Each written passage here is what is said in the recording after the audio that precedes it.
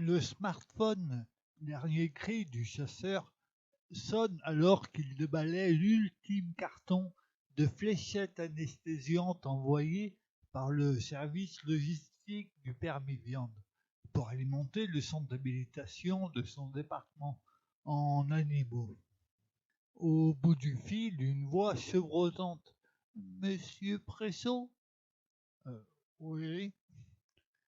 Bonjour monsieur, j'ai eu votre numéro par la fédération de chasse. J'aurais besoin d'aide. Que se passe-t-il, madame? Euh, voilà, j'ai décroché un poste de caissière et je dois déménager. Ne voyons pas le rapport. Euh, D'une voix grave et calme, il répondit tout de même. Oui, que puis-je pour vous? J'ai un vieux chien. Elle sanglote. Il sent et comprend l'émotion de la voix. Ah, quand la mort de ceux que l'on aime se profile, sérieux et compatissant, il s'écarta des fléchettes un instant et se dirigea vers l'extérieur, abandonnant sa tâche et enchaîna. Nous sommes bien peu de choses. Elle avait été invitée par Pôle emploi à accepter ce poste, s'éloignant de fait de sa carrière de géomètre et voyait depuis quelques secondes une lueur à l'horizon. Elle était tombée sur la bonne personne. Elle enchaîna. Je dois me séparer de Bouli. En larmes, comme pour elle-même. Il n'est pas le choix. Il eut alors le tact de ne pas demander qui était Bouli. On m'a dit de m'adresser à vous. Elle étouffa à nouveau un sanglot. 10 lourdes secondes de silence. Il avait compris. Il devait abréger les souffrances de Bouli. Le lendemain, en arrivant sur le lieu prévu par le rendez-vous fixé par l'habitante, à la minute près, il croise le regard fixe du vieux berger allemand, qu'il savait aveugle. Il aimait les chiens depuis son enfance. Les rencontre alors l'habitante, encore marquée par l'émotion. Son arrivée était salutaire et annonçait la fin du calvaire. Il est venu habillé en chasseur.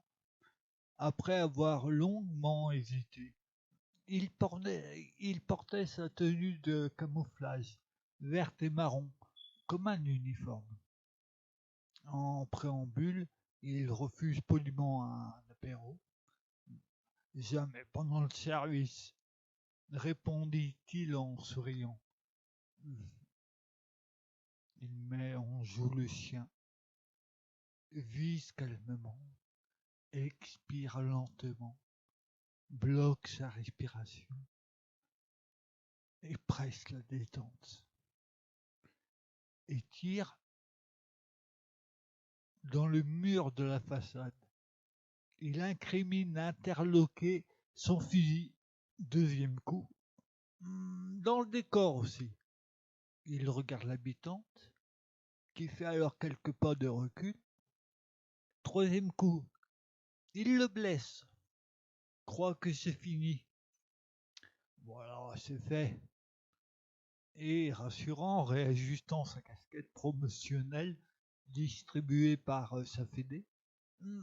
C'est mieux pour vous deux. Se retourne avec son fusil et entend gémir le berger allemand.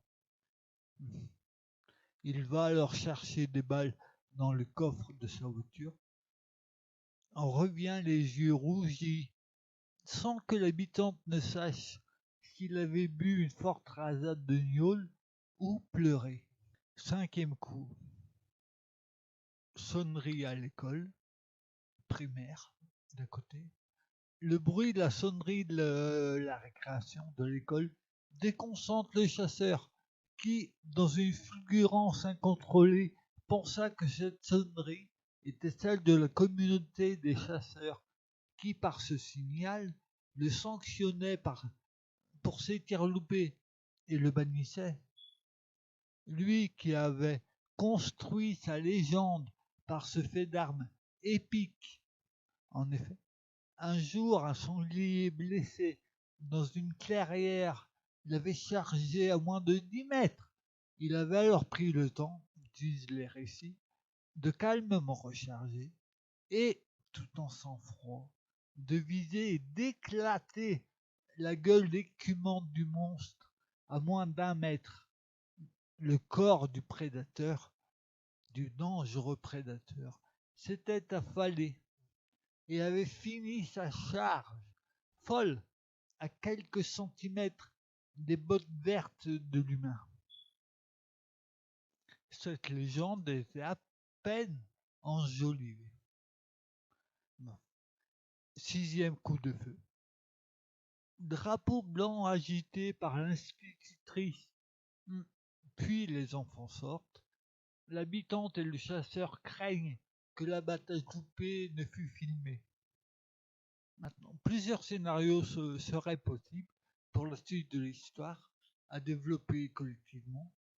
Les deux, le chasseur et l'habitante, seraient incriminés et jugés au titre de l'article 521-1 du Code pénal, la scène ayant été filmée par un enfant,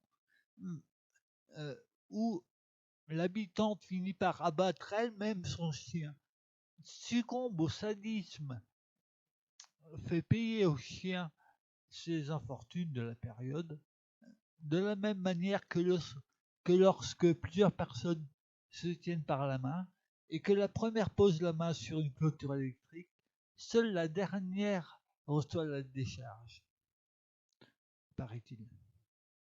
La société la malmenant sans pitié depuis quelque temps, alors son vieux chien aveugle devient le réceptacle de cette violence injuste. 3e possibilité.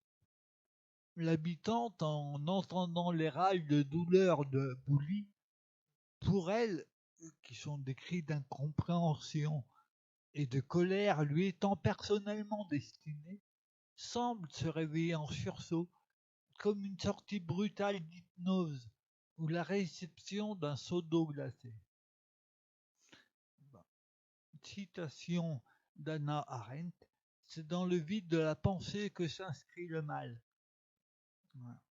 L'objectif de ça serait d'ouvrir un texte collaboratif là-dessus avec l'excellent Framapad, outil libre, enrobé par des descriptions et que ça aille jusqu'à une tentative d'humour un peu absurde et surréaliste.